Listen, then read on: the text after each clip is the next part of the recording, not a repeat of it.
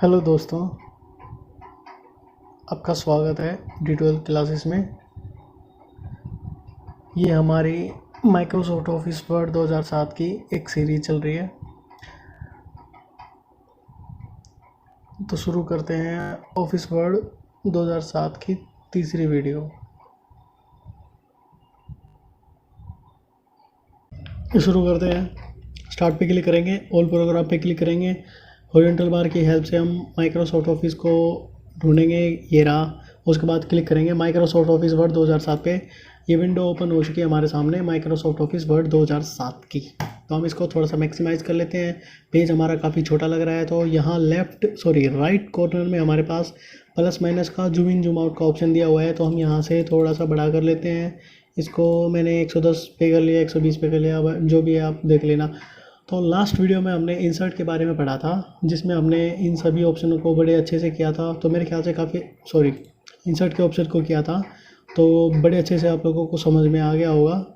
तो आज हम बात करते हैं पेज लेआउट की। तो पेज लेआउट में सबसे पहले हमारे पास है थीम, उसके बाद पेज सेटअप, पेज बैकग्राउंड, फिर पैराग्राफ और फिर अरेंज। तो सबसे पहले बात करते हैं थीम की। तो सबसे पहले हम अपने पेज पे आगे कुछ मैटर टाइप कर लेते हैं। तो आप लोगों को अच्छे से कमांड याद होगी, =RAND, bracket open bracket close and then enter.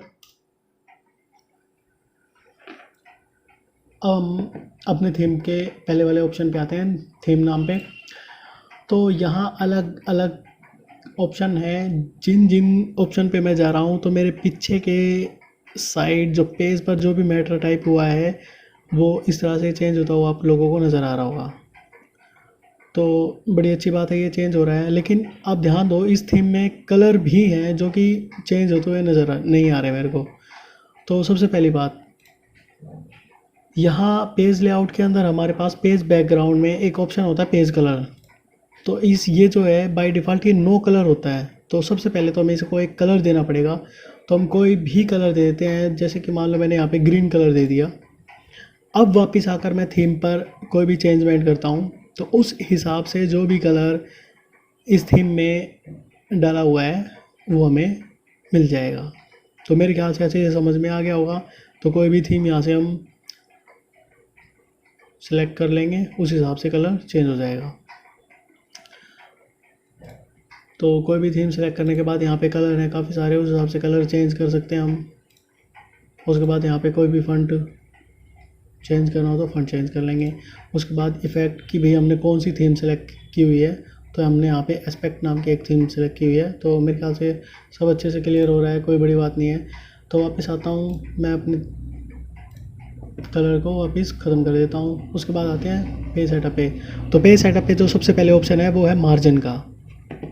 तो मैं अपने पेज को थोड़ा सा छोटा कर लेता हूँ ताकि आप लोगों को कंप्लीट पेज नज़र आ जाए।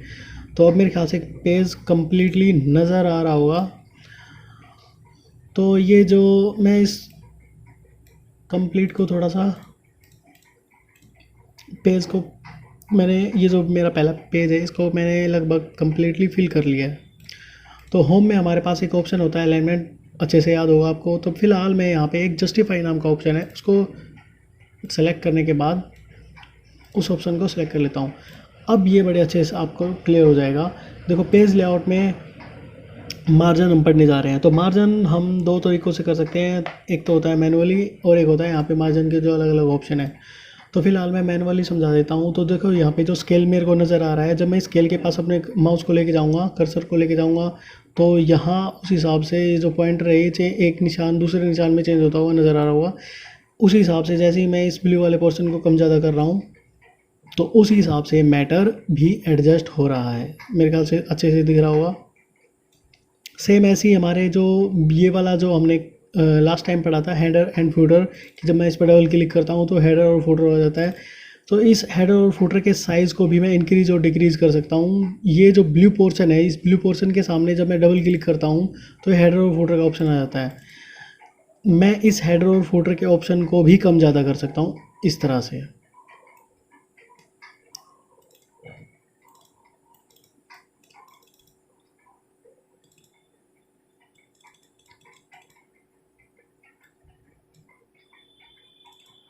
तो आप लोगों को मेरे ख्याल से चीज़ दिख रहा होगा, हेडर और फुटर की जो जगह थी वो कम ज़्यादा हो चुकी है, और मार्जिन तो हमें दिख ही रहा है, जितना भी मैंने टाइप किया है वो उस हिसाब से स्क्रीन पे मेरे को नज़र आ ही रहा है।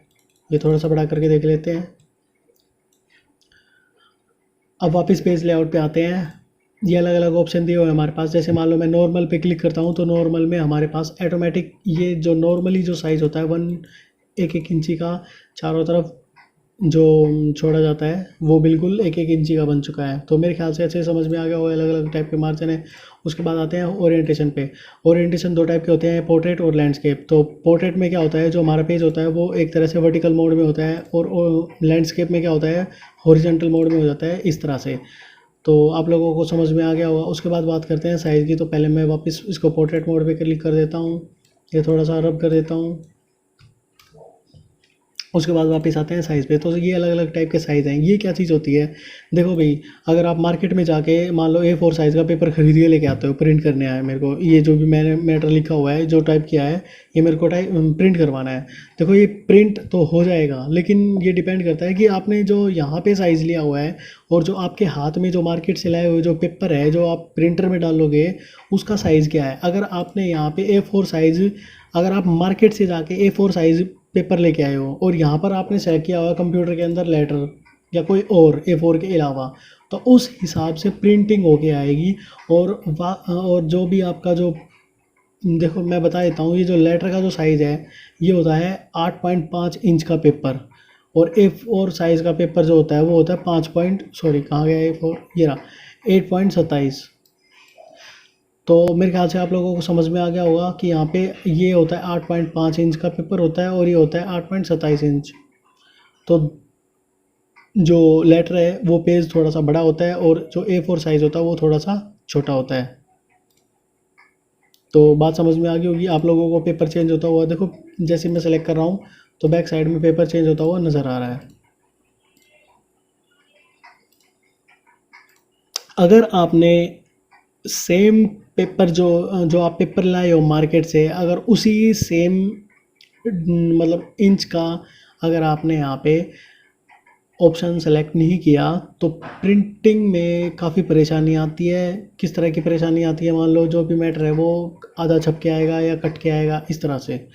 तो मेरे ख्याल से आप समझ में आ गया होगा। अगर आप मार्केट से A4 साइज़ पेपर लाते हो तो यहाँ से भी आपको A4 से ही सिलेक्ट करना पड़ेगा। अगर आप बाहर से अगर A3 साइज़ का पेपर लाते हो तो यहाँ पर भी आपको A3 साइज़ का ही पेपर सेलेक्ट करना पड़ेगा, ताकि आपका जो यहाँ पे नज़र आ रहा है बिल्कुल उसी तरीके से प्रिंट हो गया है। उसके बाद बात करते हैं कॉलम की। तो वापस मैं इसको थोड़ा सा बड़ा कर लेता हूँ, पेपर को लेटर क्लिक कर देते हैं, थोड़ा सा पेपर को बड़ा कर देता हूँ। तो कॉलम में क्या होता है, बाय डिफ़ॉल्ट 1 पे क्लिक होता है। जैसे 2 पे क्लिक करूँगा तो ये हमारे पेपर 2 भागों में बढ़ जाता है इस तरह से। 3 में करना चाहते हो तो 3 में हो जाएगा। उसके बाद यहाँ पे लेफ़्ट करना चाहते हो तो लेफ़्ट हो जाएगा, राइट करना चाहते हो तो राइट। ही मेरे ख्याल से 1 क्लिक में आपको समझ में भी आ रहा है। उसके बाद बात करते हैं ब्रेक की। तो ब्रेक क्या होता है, ब्रेक ये वही चीज़ है जो हमने इंसर्ट में थोड़ी देर पहले पेज ब्रेक में यहाँ पे ऑप्शन सीखा था, कि जैसे मान लो यहाँ पे क्लिक करेंगे और पेज ब्रेक क्या करेगा, उस कर्सर के बाद के सारे मैटर को नेक्स्ट पेज पर जाकर रख देगा। सेम वही चीज़ पेज लेआउट में यहाँ पे है। तो ये अलग अलग ऑप्शन दिए हुए हैं कि अगर मैं बाय डिफ़ॉल्ट बाय डिफ़ॉल्ट नहीं, अगर मैं यहाँ पे पेज नाम के पहले वाले ऑप्शन पे सिलेक्ट करता हूँ तो जो भी मैटर है मेरा वो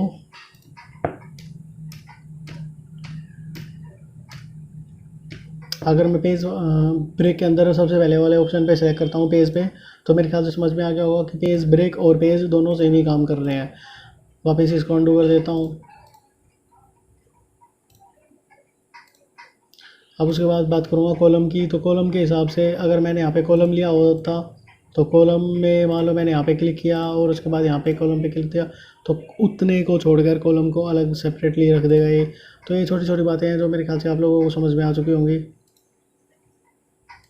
तो ये अलग अलग ऑप्शन है, आपको किस हिसाब से यहाँ पे इवन पेज पर अपने टेक्स्ट को रखना है, ऑड पेज में मतलब कट होने के बाद ऑड पेज पे जाए, इवन पेज पे जाए। तो छोटी छोटी बातें हैं, बिल्कुल नॉर्मल सी, आप 1 क्लिक में समझ में आ जाएगा। उसके बाद बात करते हैं लाइन नंबर। लाइन नंबर का मतलब होता है यहाँ पे आपको मतलब कि न्यूमेरिकल वैल्यू चाहिए कि कितनी लाइनें हैं मेरे पास। तो बाय डिफ़ॉल्ट नन पे क्लिक होता है। अगर आप कंटिन्यू पे क्लिक करोगे तो यहाँ पे ये न्यूमेरिकल लिखी आ जाएंगी कि हमारे पास यहाँ पे जैसे कि मैं देख पा रहा हूँ यहाँ पे 42 लाइनें हैं, तो काउंटिंग होके आ जाएंगी लाइनें। ये अलग अलग ऑप्शन है। अगर मान लो मेरे पास यहाँ पे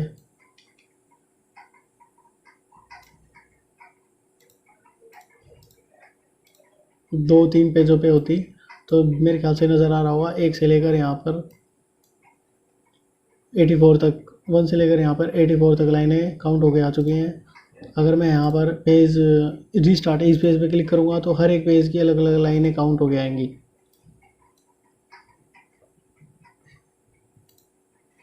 मेरे ख्याल से दिख रहा होगा आप लोगों को।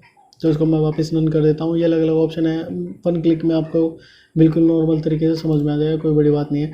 उसके बाद बात करते हैं हाइफनेशन की। तो हाइफनेशन क्या होता है, देखो हम जैसे अपनी नोटबुक के अंदर जब लिखते हैं तो कई बार क्या होता है कि लिखते वक्त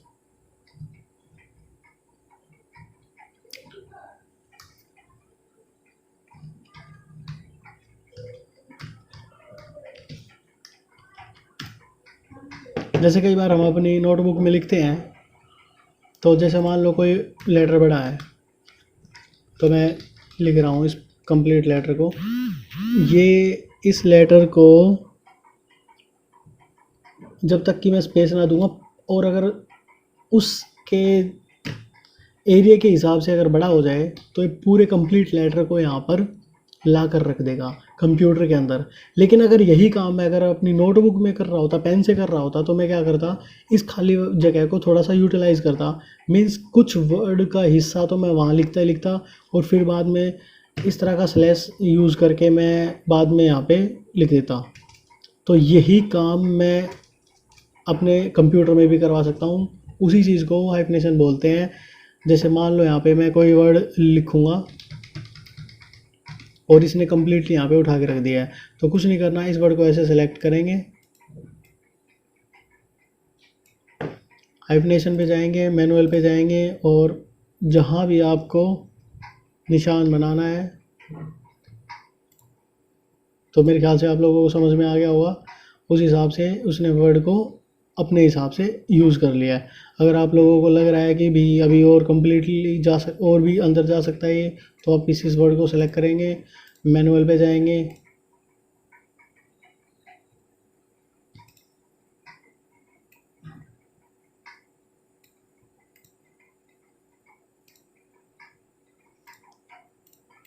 तो मेरे ख्याल से आप लोगों को अच्छे समझ में आ गया होगा।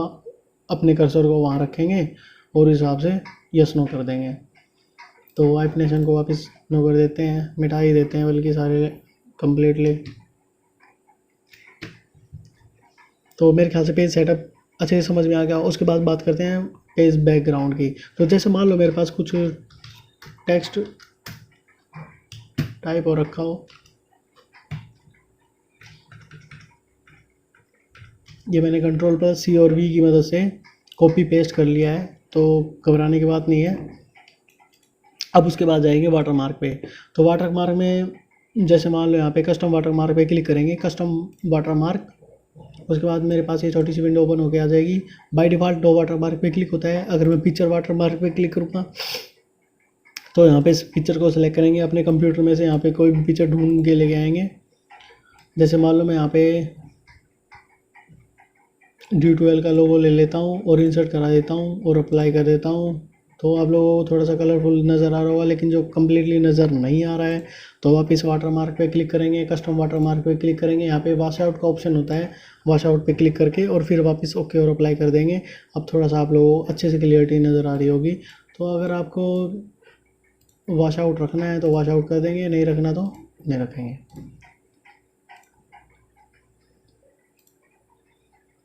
अगर आपको टेक्स्ट वाटर मार्क मीन्स कुछ मैटर लिखा हुआ होना चाहिए, कोई टेक्स्ट होना चाहिए, तो वापस हम यहाँ पे आएंगे टेक्स्ट वाटर मार्क पे, और यहाँ पे मान लो मैं D12 लोगो की जगह यहाँ पे अपना खुद का मैटर टाइप किया हुआ चाहता हूँ, तो D12 यहाँ पे मैंने D12 लिख दिया, ओके कर दिया और अप्लाई कर दिया। तो ये मैंने D12 कर दिया है, लेकिन हो सकता है आप लोगों को नज़र नहीं आ रहा हो, तो मैं थोड़ा सा कलर चेंज कर देता हूँ। यहाँ पे मैं ये जो कलर है ये काफ़ी लाइट है, तो यहाँ पे मैं थोड़ा सा ब्लैक डाल देता हूँ, ओके कर देता हूँ, अप्लाई कर देता हूँ। आप लोगों को अच्छे से नज़र आ गया होगा D12 लिखा हुआ, तो मेरे ख्याल से कोई दिक्कत नहीं है, आप लोगों को समझ में आ गया होगा। रिमूव वाटर मार्क कर देता हूँ, तो वाटर मार्क जो भी मैं लगाया था वो हट जाएगा। पेज कलर थोड़ी देर पहले हमने समझा ही था कि बाय डिफ़ॉल्ट नो कलर पे क्लिक होता है, यहाँ से कोई भी कलर करेंगे तो कम्प्लीटली पेज को कलर कर देगा। उसके बाद पेज बॉर्डर, तो पेज बॉर्डर भी दे सकते हो। यहाँ पे पेज बॉर्डर में अलग अलग ऑप्शन है, किसी भी टाइप क्लिक करेंगे तो इस हिसाब से पेज बॉर्डर बन के आ जाएगा।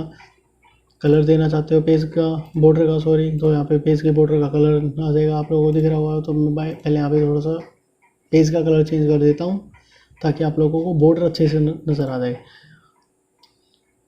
यहाँ पे आर्ट में सॉरी विड्थ में यहाँ पे आप लोगों के सामने,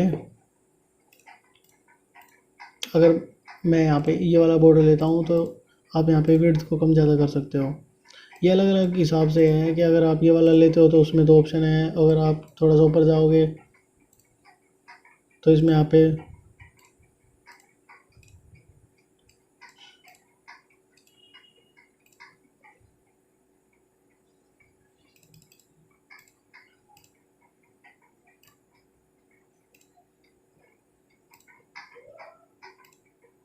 तो मेरे ख्याल से आप लोगों को दिख रहा होगा। अगर आप यहाँ पे ये वाला सेलेक्ट कर लो, मीन्स जोन जितनी भी आपको जो विड्थ की जो मोटाई है उसको कम ज़्यादा कर सकते हो।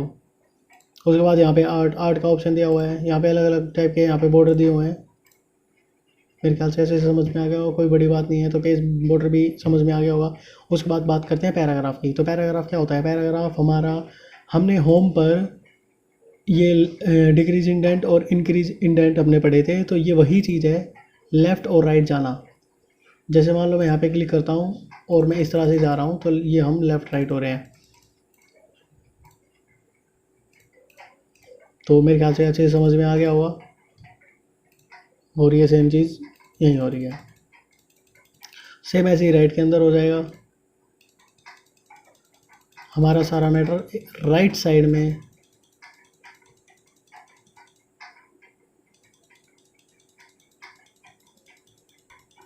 या लेफ़्ट साइड में जाता हुआ दिखाई दे रहा होगा। तो मेरे ख्याल से ये सब चीज़ें आपके लिए नॉर्मल हो चुकी हैं, सब समझ में आ गया होगा। उसके बाद स्पेसिंग देना, तो इस तरह से सेलेक्ट करेंगे, जितने पे मेरे को स्पेस बढ़ाना है कम ज़्यादा करना है। तो मेरे ख्याल से अच्छे से आपको दिखाई दे रहा होगा। तो ये सब नॉर्मल सी बातें हैं। तो ये हमारा पैराग्राफ भी बिल्कुल वही चीज़ है जो हमने वहाँ पे होम के अंदर पढ़ी थी, पैराग्राफ। तो यहाँ थोड़े से ज़्यादा ऑप्शन थे, यहाँ हमारे थोड़े से कम ऑप्शन है।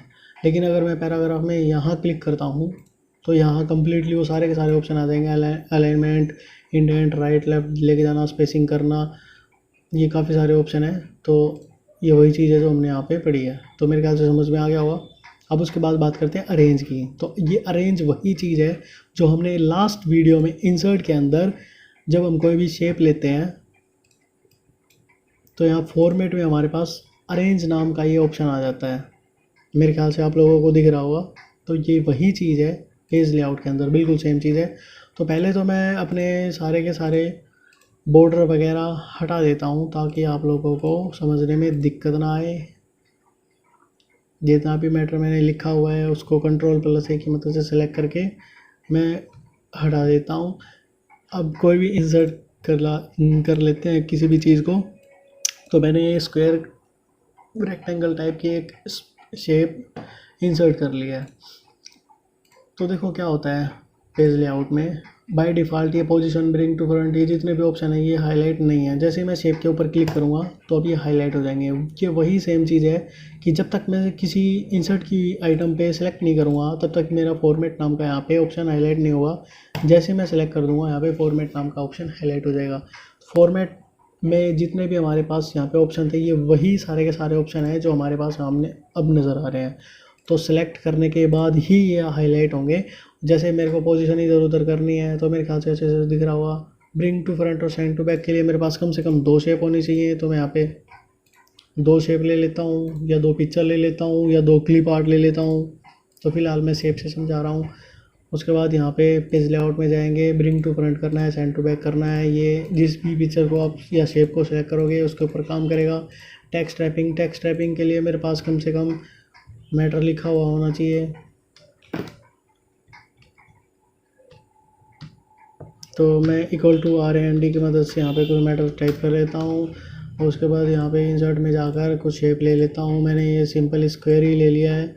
आप पेज लेआउट में जाएंगे, यहाँ पे टेक्स्ट रैपिंग में किस हिसाब से आप इस शेप को एडजस्ट करना चाहते हो। तो मेरे ख्याल से ऐसे समझ में आ रहा होगा तो ये है, अलग अलग तरीके हैं किस हिसाब से आपको अपना डाटा शेप के हिसाब से चाहिए। उसके बाद अलाइनमेंट, ये अलाइनमेंट भाई अपने आप अपने इस शेप को, सिलेक्टेड ऑब्जेक्ट को दाएं बाएं कहाँ किस हिसाब से रखना चाहते हो।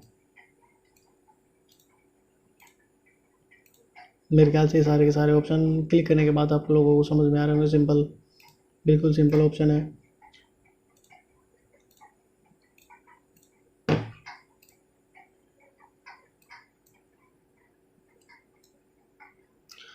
अब उसके बाद बात करते हैं ग्रुप की। तो ग्रुप हाईलाइट नहीं होता जब तक कि हम यहाँ पर कम से कम 2 शेप ना ले लें।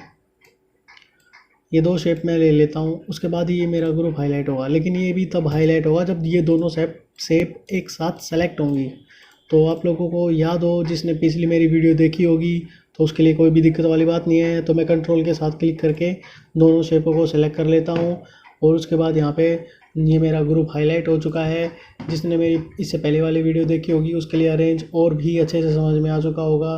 तो मेरी पहले वाली वीडियो अगर आप देखोगे तो आप लोगों के लिए ये जो पेज लेआउट है ये बहुत ज़्यादा आसान हो जाएगा।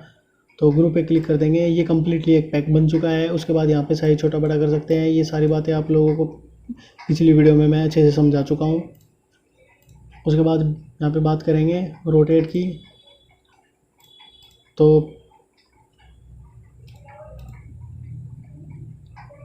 ये उसके बाद बात करेंगे यहाँ पे रोटेट की। तो हम यहाँ पे एक शेप ले लेते हैं, ये वाली शेप ले लेते हैं। वापस अपने पेज लेआउट में आते हैं और हिसाब से हम अपने इस शेप को रोटेट कर सकते हैं। ये बिल्कुल वही चीज़ है जो हमने यहाँ पे फॉर्मेट के अंदर यहाँ पे रोटेशन में पढ़ी थी। तो आप लोगों के लिए कमाल की चीज़ होगी, कोई दिक्कत वाली बात नहीं है। तो ये अरेंज अगर किसी को अच्छे से समझना है तो मेरी लास्ट वाली वीडियो देख सकता है, उसमें मैंने बहुत ही अच्छी तरीके से समझाया हुआ है। तो मेरे ख्याल से आप लोगों को पेज लेआउट से समझ में आ चुका होगा। तो रेफरेंस के लिए हम नेक्स्ट वीडियो का वेट करते हैं। Thank you.